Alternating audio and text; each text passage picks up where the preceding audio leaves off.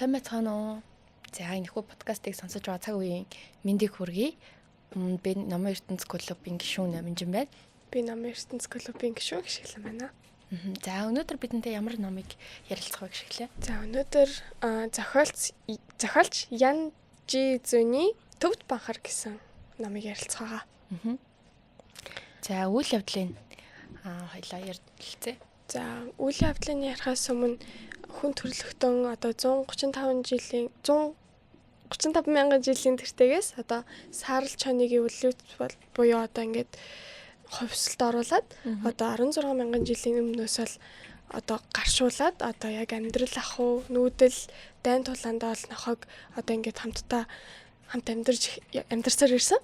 За тэгээд одоогоор бол дэлхийд яг 800 гаруй төрлийн 400 сая нохой байгаагаас одоо эрдэм чадал ухаан самбаагаараа одоо шигшин магтуулагч төвд гарч буюу одоо Монгол банхарын тухай ном байгаа. За төвд гарч болон Монгол банхар хоёр нь хоорондоо олохта нэг үйлдвэр гэж явдаг. Нөгөө нутаг газрынхаа байршлаас болоод одоо нөгөө орчинтойгоо тасан зохицох шаардлагаар бол жоохон өөр болцсон тийм байгаа. За номын маань хувьд болохоор Ганнэрис ингээд одоо шижгэ гэдэг шамма гэдэг нутгийн талын банхар бол одоо шижгэ гэдэг талд хүрэлцэн ирснээр бол үйл явдал нь бол эхэлнэ. Тэгэнгүүт шижгэ шамма гэд хоёр нутгийнхаа маань бол хоорондоо айгүй цусан үс ханзантай ийм газрынхан байгаа. Харин шижгэгийн талын ламнар маань болохоор тэр Ганнэрис ингээд нохог маань болохоор урд насандаа анимажин цастуулын цагаан барс байсан. Ингээд олон хувилгаад ламд нарыг ингэж аюул туслаас сэргийлдэг байсан гэдэгт дээдлэн. Тэгэнгүүт ус хонцонтой болохоор шижгэгийн талын нохоонууд бол тэр Ганнэрис ингээд маань одоо ад үзэхэр тэр одоо тэдний хооронд бол айгүй их амин өрсөн тулаанууд явж байгаа тухай бол өгүүлнэ. Тэр үйл явдал нь нэг юмрхүү тодорхой. За энэ төвд банхрын гарал үүсэл онцлог тий. Одоо Монгол банхарч айгүй алдартай байдаг шүү дээ. Ер нь бол бас сүүлийн жилүүдэд нэлийн ер нь л одоо бидний хэллэхээр од болж байгаа гэх юм уу тий. Төвд банхрын онцлог нь юм бол. За төвд банхрын онцлогийн хувьд бол их өдөрч хэрэг биетэй. Тэгээд ерөнхийдөө бол бульдог гэх мэт нохоонуудыг бодох юм бол ерөнхийдөө 2 сартай гүлэг байхаасаа хоолой айгүй бүдүрдэг. Тийм одоо арслан шиг том биетэй нохоо. Их сүрлэг. Одоо номон дээр гардгийнхаа юугаар болохоор ном дээр гардгийнхаа хувьд бол одоо нэг төвд банхар бол баагаа гөлхөн бариад идчих чадaltaй гэж гарч байгаа. Тэгэхээр бас айхтарчтай нохоо байгаа. Тийм бэ.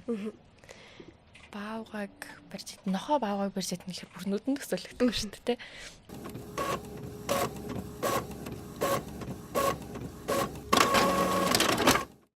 За өөр энэ манд баримт дээр ер нь толгуурсан баримтууд ном уу?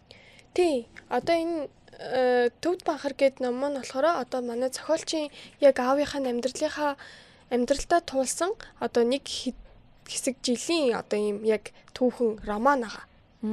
Яг ахуй амьдрал нь яаж үргэлжилсэн энэ төвд банхартай ямар өгшөл холбоотой. Тэгээд энэ Ганнэрис ингээд нохоо болохоор алстаа юу болж хувирсан тухай гэдэг иймэрхүү адал явдалтай ном байна. Тэр тухайд бидэнд ярьж өгөөч. За төвд банхар гэдэг бол ерөнхийдөө одоо хотойлоо хамгаалах, ард иргэдээ хамгаалах, одоо ингээд чон, ирвэс гэд элдв нөгөө зэрлэг амьтдыг бол хол байлгах чухал үүрэгтэй амьтан байдаг. Тэрийг одоо ингээд энгийн нэг одоо хот суурингийн нохоонуудаас бол илүү ухаарад ойлгоцсон. Ерөнхийдөө бол амь насаа бол дэнчин тавиад чамаагүй одоо ингээд эцдийнхээ төлөө байх юм байна гэдгийг ойлгоцсон тийм нохоо байхгүй. За энэ номонд нь болохоор хүний нэрний утга учир улс төр шашингийн хам сэдвтэй тэгээд байгаль хүн амьтан ялангуяа хүн болон нохооны одоо энэ үн мөнхийн хэлхийг одоо илүү ингэж тодруулж өгсөн байгаа. Хүн төрлөختөн нохоотой анх яаж танилцж яаж хувьсуулж авсан одоо нохоо хүн төрлөختний түүхэнд бол хэр их чухал нөр нөлөө үзүүлсэнийг бол энэ номноос их тодорхой хүлээж авч байна гэсэн. За энэ номыг яагаад унших болсон бэ? За номын хувьд бол төвд банхар бол их сонирхол татдаг болохоор сонгож авч уншсан.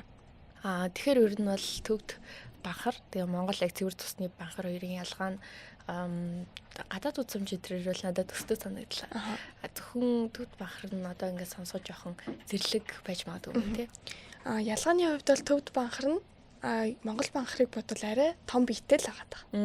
Арай урт төстэй том биетэй байгаа. За энэ номноос одоо төрсэн сэтгэлээ бидэнд тоолцоо. За энэ номноос төрсэн сэтгэл гэвэл би яг номыг уншиж дуусаад нэг бүтэн одоо 100-ны шилдэг түүхэн кино үзсэн юм шиг одоо мэдрэмж төрсэн. Тэгээд энэ номноос яг гүн хүлээж авсан зүйл гэх юм бол хүн одоо амьд амтан бол нэгэнтээ төрсэн бол үхэн үнэн.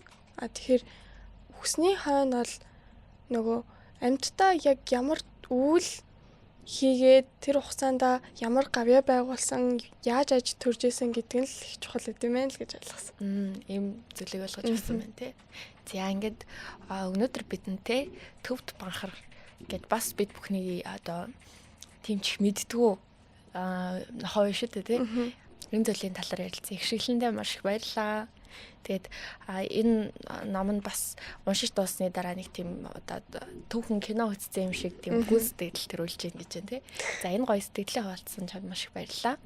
За ингээд мөн манай номын ертөнц клуб маань нийлэлтэд зарласан маа та бүхэн мэдээлэл авахыг хүсвэл доор хуцаар холбогдорой. Дээрээс нь сая бид бүхэн амьтдын тухай гэж гаргасан шүү дээ 50 номын жагсаалтаа. Дараагийн 50 номын жагсаалтыг байгаль экологийн тухай гаргах гэж байгаа. За тэгээд тийм болохоор манай нээлттэй Facebook пэйж хуудасны сэтгэгдэл хэсэг та бүхэн санал болгох номынхоо зураг тэгээд нэрийг үлдээгээрэй гэж хүсье. Ингээд дараагийн дугаараар уулзтлаа. Баяртай.